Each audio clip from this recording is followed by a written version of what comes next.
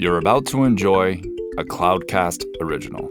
Local stories, local storytellers, local brands. Have you ever felt that you as a woman may not appear to measure up when you see incredible women in strong roles?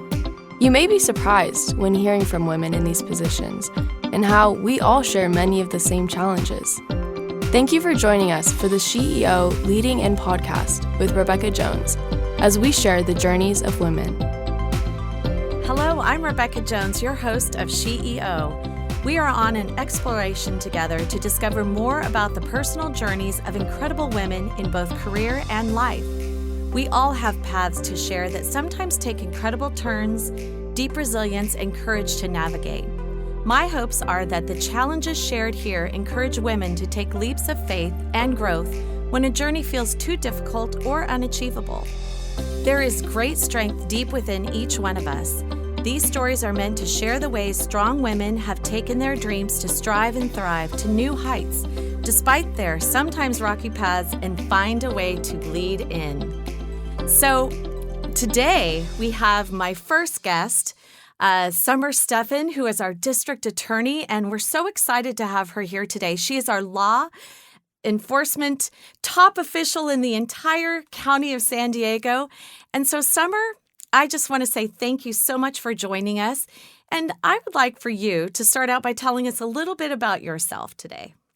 Well, I'm honored to be the first, and this is a great idea. I want to commend you, Mayor Rebecca Jones, for this, because we need role models more than ever. And I never really think of myself like that because I'm always looking to others and they're the modeling that they do. But I guess as maybe it's due to age, but I'm sort of viewed a little bit like a role model, and I'm humbled by that. I think that my dream, my life has always been about doing good, about improving people's lives. It was my whole life's journey was sort of transformed at age 12 with a magazine article that set my sights on changing the world in a kind of more precise way. And I can discuss that with you later. But then it was about taking all of the normal steps, about taking step by step. I have loving parents. I've never taken that for granted because I know that so many people don't grow up with those natural built-in role models like your parents. And, I just I went to UC Davis, loved my journey there. Got a psychology degree, which has really helped me put myself in the shoes of others and look at life from their perspective in a better way. Went to law school after that and was determined to use the law as a sword and a shield to take down injustice wherever I see it and to fight for justice. And so naturally, I became a prosecutor, and I've been doing that for longer than I've been alive, not a prosecutor. So this is going on 31 years now at the district attorney's office. Wow. Okay, so let's talk a little bit about what you think the one word is that describes you the best. And then I'm going to tell you what I think the one word is that describes you best. I think I have a persistence, a passion maybe is a better word to replace it. Passion about what I do. And it drives everything. It sort of magnifies everything. And it makes everything a lot more fun because, working 70, 80-hour weeks, a lot of people don't think that's a wonderful life. But if with that, the passion makes the day go by quickly, and it makes everything come kind of in multicolor and feel alive, not feel like dreary. So that's a word. Well, I can't even come up with one word for you. I think tough, and that's in a good way. I see you as very tough, but I also see you as very compassionate. So in your job, I think that's a real dichotomy of two different parts of you that are really important in this job, because you do have to have compassion for people when you are, the law enforcement a top official of our county, because you want people, I think, to change and to find a way to success, and that's one of the things I talk about a lot in life, and that is helping everyone find their path to success. And what is that going to be? And I think what you talked about, having a passion for your job, is really important too. So what might be one of the things that you might share with folks about something that you failed at personally? Because I know we have many things that we could talk about that are great, and then we also have failures. And I think that's one of the things that can inspire others to find within themselves and not be at a point where they think that they can't move on because they have possibly failed in life. Well, I fail at and continue to fail at a work-life balance. So I know that it's very popular to say that you can have it all, and I would say that, at least for me, and that you can have it all, but not all at the same time in life. At different stages, life is like a journey, and it comes with different phases, and you're basically on different floors, and kind of visiting and growing as you go along this journey and these paths. And I, every year, I have my my New Year resolution to pursue work-life balance, and this has been going on for many, many years. And at the end of it all, I fail at it. But that is not to say that I don't prioritize things, and always, no matter what happens, keep those priorities. My family, my faith. I might have a certain week that is not my best with how I communicate with them, but for the most part, they remain in that work-life balance. They remain a priority, like breathing air and eating. So that I try not to have my children, my parents, my husband, my sisters. I try not to fail in that way. But in terms of like taking on hobbies, or getting my nails done, or getting sleep, no, that doesn't work very well for me. Well, and I think it's important too to remember that even when you do fail, you're still excelling, because it's really one tiny step in front of each other. And sometimes we look at our lives and we go, "Gosh, I'm not doing that very well." But you know what? It seems, I think, that you can come back and circle back to that, and you go, "Okay, I'm going to do better," and you take small steps each year. So it doesn't matter. I try to not have a New Year's resolution, because I know that I'm never going to achieve it. And so I just say, well, maybe just a little bit better in this, and maybe just a little bit better in that. So, I think let's kind of talk about a fun little story of when you were a kid that you really think about, that you remember, because I think it's important for people to see you as not just our district attorney, but you are a woman and you were a kid at some point in time. And so maybe you could share a little something with us that would be interesting, that maybe someone doesn't know about you. Well, I think you're definitely understating as to yourself, because I've seen how you take on things, including, giving of your time to mentoring girls, and taking your time to make sure that you walk in your neighborhood and the community that you serve, and doing all of those things. So definitely don't want to understate. I think you're definitely balancing things, and yes, you're right. We have to strive towards that and take little steps. You know, I'm this is not very good, but I'm a little bit of an old soul. So I just my most memorable kind of experiences as a child. I was always a reader. I mean, I read so much as a child. But I didn't feel like a nerd, I felt luckily we didn't have social media, so you don't have those constant bombarding of images and people telling you just based on how many likes or dislikes whether you're in the cool club or not. I feel for our kids these days and what they have to face, and the studies show that our kids are sadder than our generation, that they have depression, other things. And I think social media and that influence is a big part of it. But for me, I love to read. And I just remember all my books.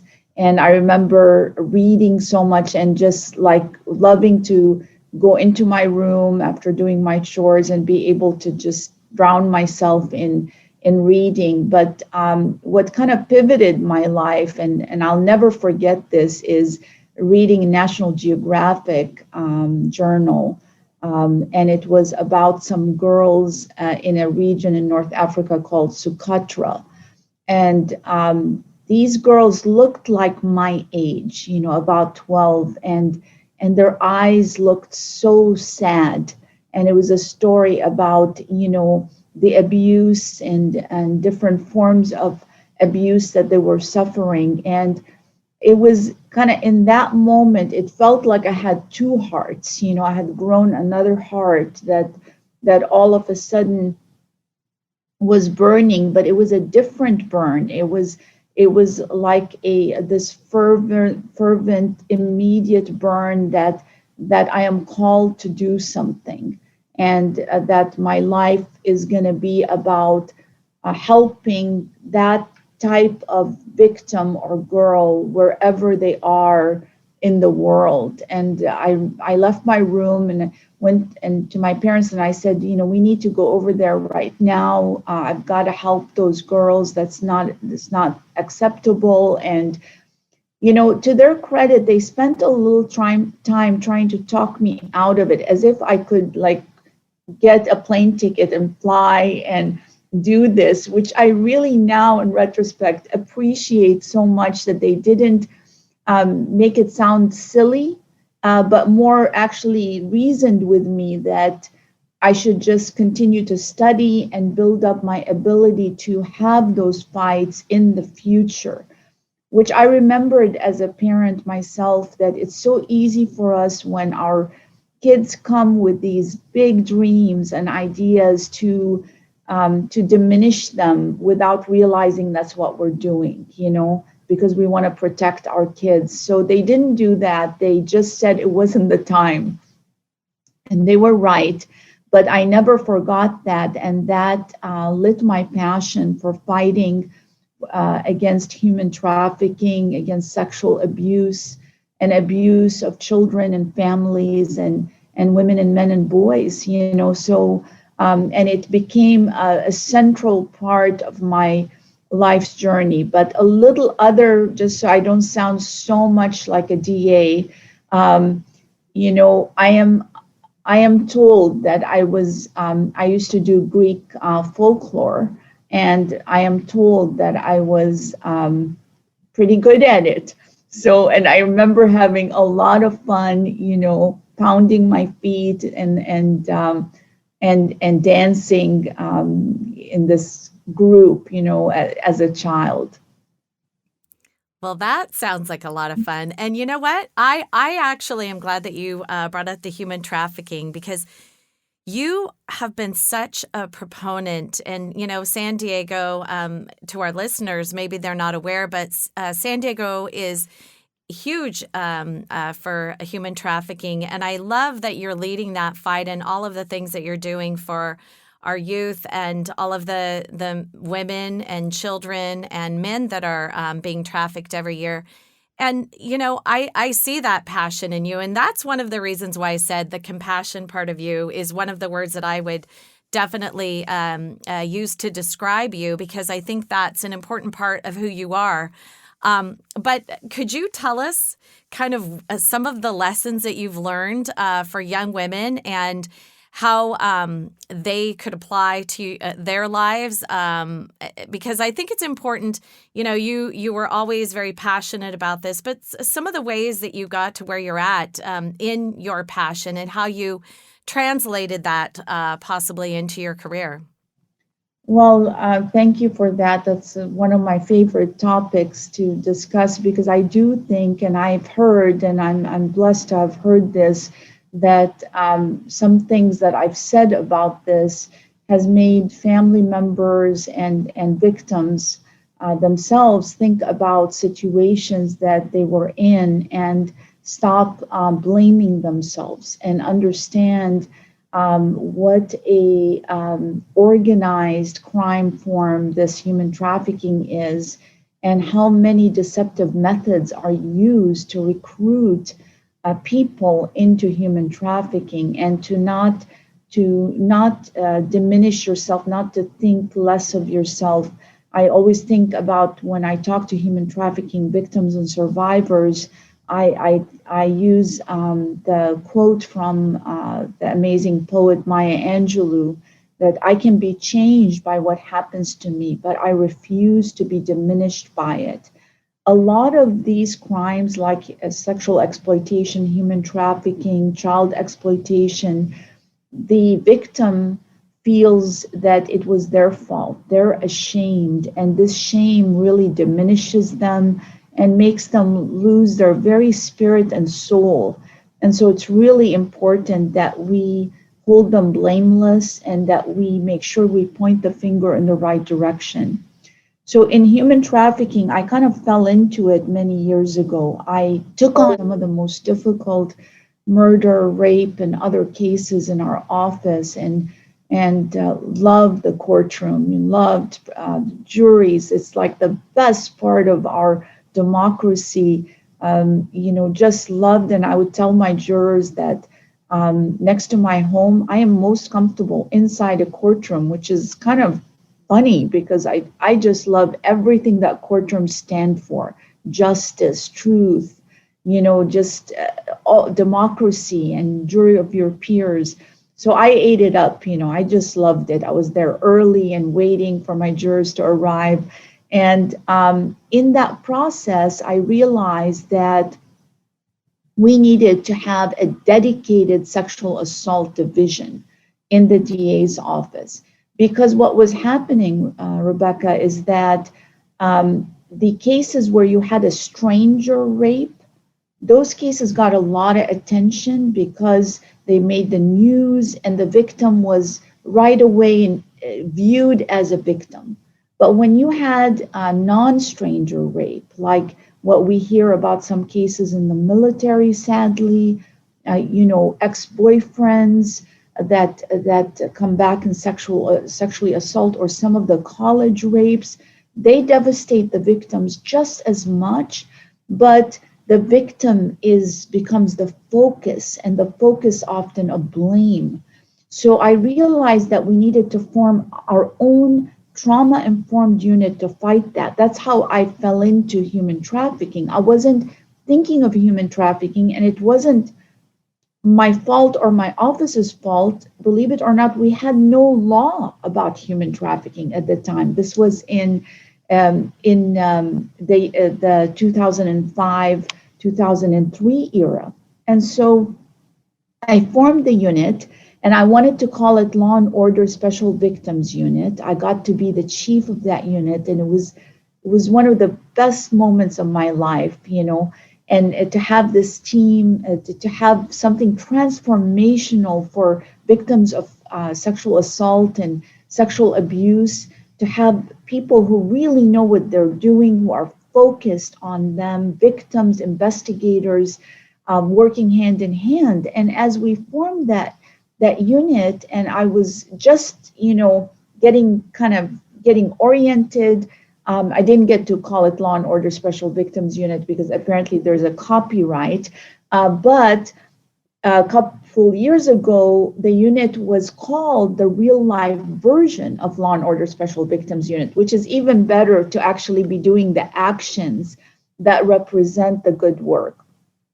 I received a report that said that the FBI had placed San Diego as a top 13 cities in basically what they called high intensity child prostitution. Now, this didn't make any sense to me because we can't have child prostitutes. Children can't consent to sex. And so I went digging, and when I dug and dug, I realized what we had in San Diego was what the federal government was calling human trafficking, but we had no state law, and we're a country of laws. So we needed to define it that when you use a child for sex, for commercial profit, you're selling them. Instead of selling goods, you're selling a human being like a slice of pizza for whoever wants to buy her or him for very high profit of $810 million annually. That's run by gangs. This is not child prostitution. This is human trafficking. So in 2005, the law passed, and we became the first unit to prosecute under that law.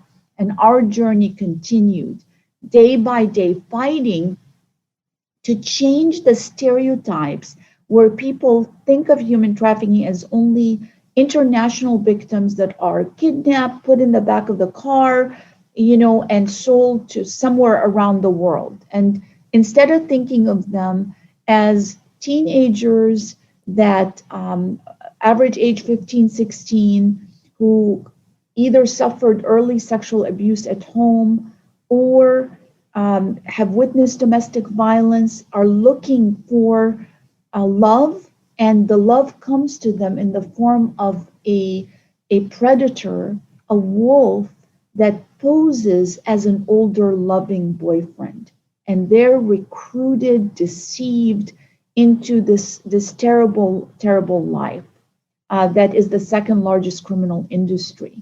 But we've come a long way, and we have become in San Diego the national standard for how you fight human trafficking.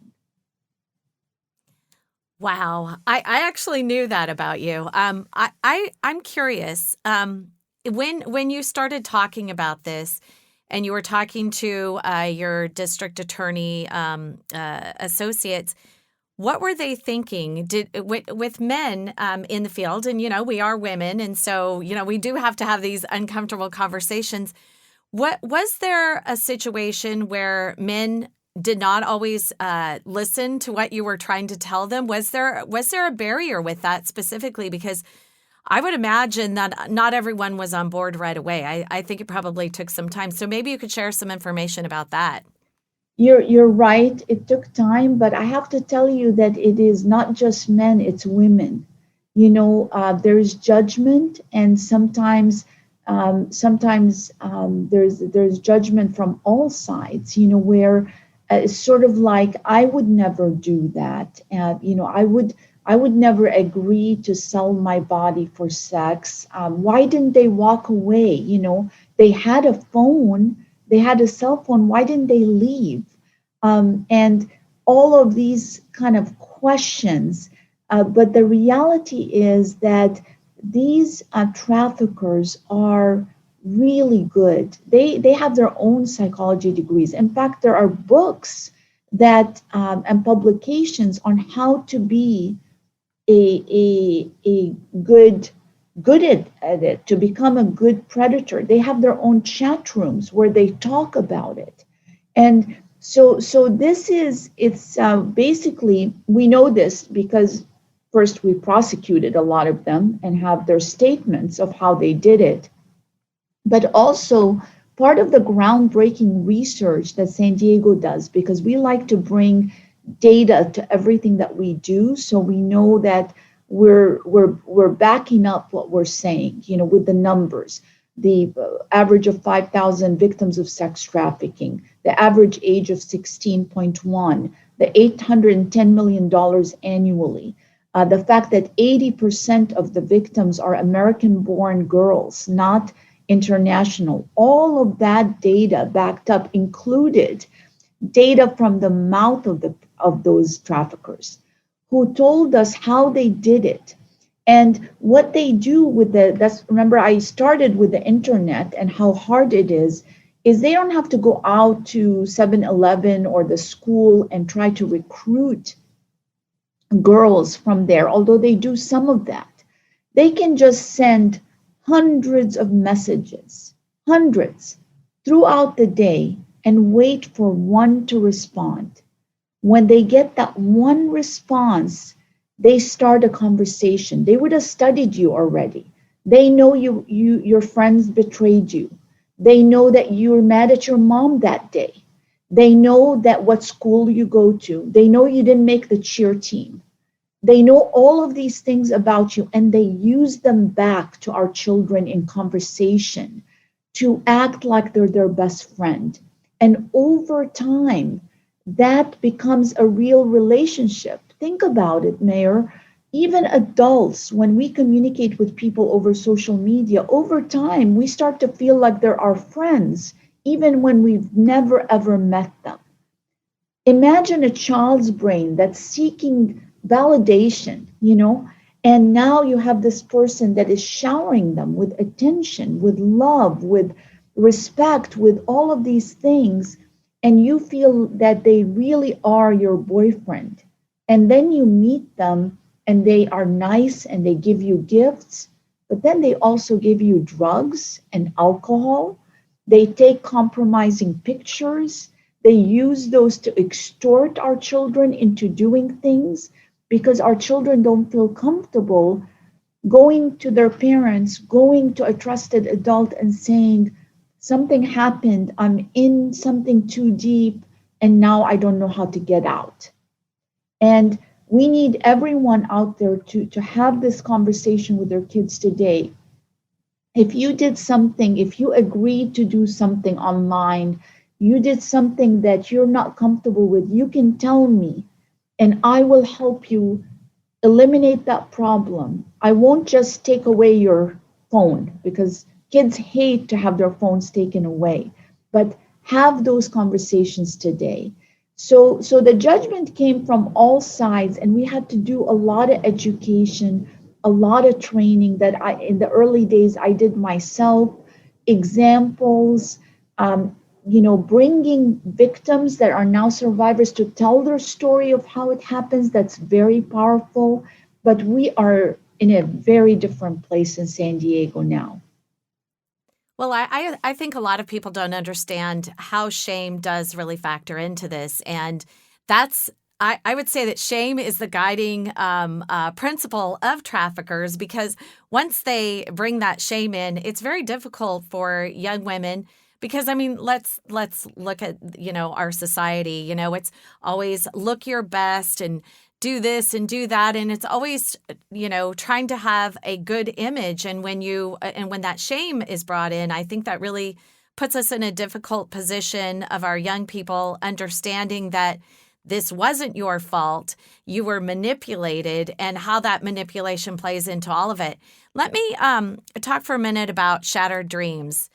I was so excited to see that with Palomar College and that you were part of that. How do you think the word has gotten out enough about trafficking? Do you think that our society really understands how difficult it is?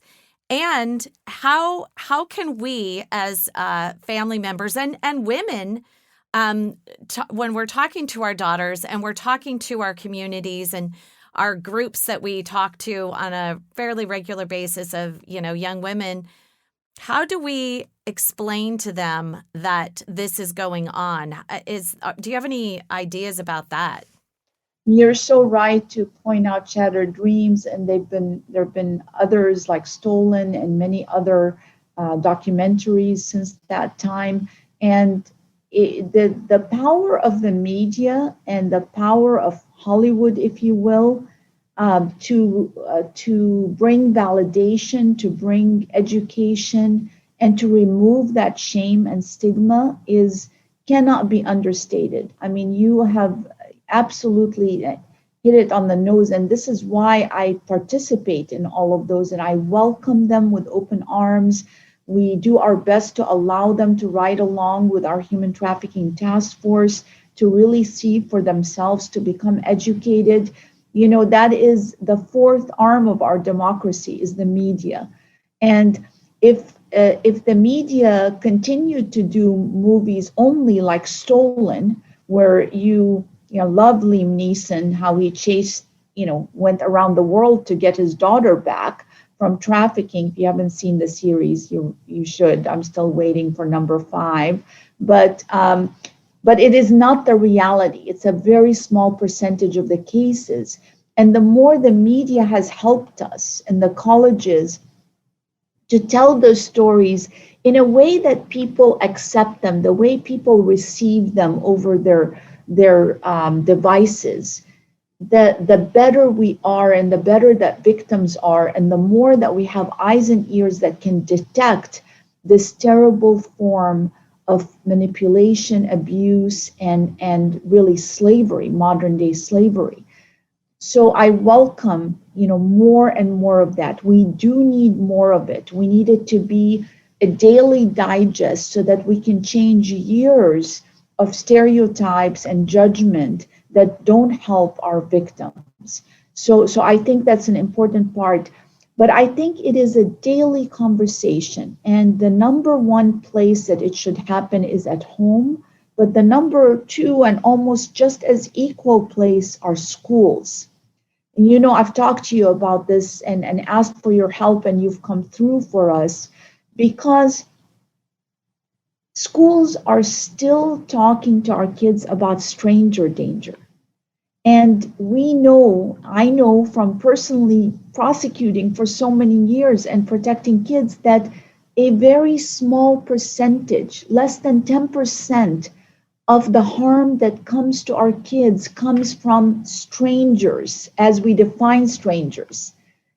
The rest, 80 to 90% of both the harm that comes to adult women and children, comes from someone who is known to the victim, who is in their trust circle or gets into their trust circle in order to exploit and abuse them, sexualize them, sell them, whatever terrible intent they have. So the school has a responsibility to change with the current data and times and stop only discussing stranger danger. Talk to the kids about the truth of human trafficking. It's a historic truth. It's been with us for centuries, and it is only worse now because of the access that the media provides. So there's a big responsibility there, and it is, we should have all your listeners find out from their school, have they adopted the DA partnership on the evidence-based human trafficking prevention program that is required by state law, by the way, that's free, by the way, in all of our schools. Because if we can build resiliency and empower our kids, knowledge is power, then they will either prevent the harm, or if they do get harmed, they'll feel more comfortable talking about it. Well, and I'm glad you brought that up, because Point Loma Nazarene has done a lot of work in this as well, as far as the trafficking and figuring out, explaining how this actually works. And I will admit, it was only about 7 years ago that I myself found out more about trafficking. I was at a junior league of San Diego trafficking. I'm not quite sure what it was. I think it was just a rally, to be honest. I believe you were there speaking. And one of the speakers was a true, I'm going to call her a human trafficking survivor. But she was sharing her story, and it was shocking to me because as a mom of a young daughter, my daughter's 20, and I know you have a couple of young women also, 2 daughters, I believe. I was shocked to find out that these stories were of neighbors, and specifically the story that the young woman had shared was that it was her best friend's dad who had introduced her. She was from a broken family, much like myself. So my parents were divorced when I was pretty young. But she was just a normal gal who had been lured in by her friend's dad, which was terrible. But she was like, I live literally, we're at Balboa Park, 3 blocks from here, and it happened to me. And it happened not by a stranger, but like you were talking about, by someone within my circle, someone that I trusted. And I never thought for one second that this was happening until it was pretty much too late. And then the whole shame part came. So I think that, as we get the word out more, as we talk about it more, because I think there still is a stigma, and being trafficked, people think, oh, you were taken across state lines and you were somehow trafficked. I think, you talk about the statistics all the time. It's really more about happening in our neighborhoods, happening with our members of our inner circle, which is terrible. But as we talk about it more, I think that there will be more information given out. We'll have more authority in talking about it. But I love what you're doing. And, I'd like to know kind of what are you thinking your next step is going to be? What are you going to do next, Summer? Because I know we've talked a lot about trafficking today, but there are a lot of other things that you deal with, as our district attorney here in San Diego County. I'd like to hear kind of what your next steps are going to be and all the ways that you're going to change the world or continue to change the world, because I think you've done such a fabulous job. So could you share some of that with us? Yes, I would love to, because as you know, I don't know if I've told you this other way that I live is if you stand still, you're going to be pushed back. There's only one path to the future, and that's to move forward. You can't retreat, because then you've really lost the battle for justice. But even standing still is not enough. It's our community deserve us to continue to reform our systems so that they are really meeting the needs of our community, the needs of the day. Just to be very clear, I define reform as something that changes something to the better. A lot of people use the word reform, but they're suggesting things that actually destroy our community. So I look, in fact, so much so that I had to go back to my dictionary to see if I have the wrong definition of reform, because by definition, reform means to improve, to make something better. And so every reform in our criminal justice system that I'm working on has a data element, tests, sees if this is helping or harming, is reducing harm to our victims, to our community. So in the future, it's very exciting. We're going to see a state-of-the-art North County Family Justice Center. And you know about this because you came in and you saw it when it was just a shell of a warehouse. And you will be the first to see it when it is the vision and the real deal. It's getting built right now. It's in process to be built. And we're hoping to open later this year. That is the goal. And, I'll use my persistence and passion and toughness and compassion, whatever you want, to get it done this year with your help, because I know that you are very supportive and it's in your city, so it's going to be a jewel. And what this will be transformational. So North County is home to the largest, sadly, number of domestic violence murders. It is home to the largest number of stalking cases, statistically the largest number of domestic violence cases, and quite substantial numbers in sexual abuse, elder abuse, human trafficking, and other forms of victimization.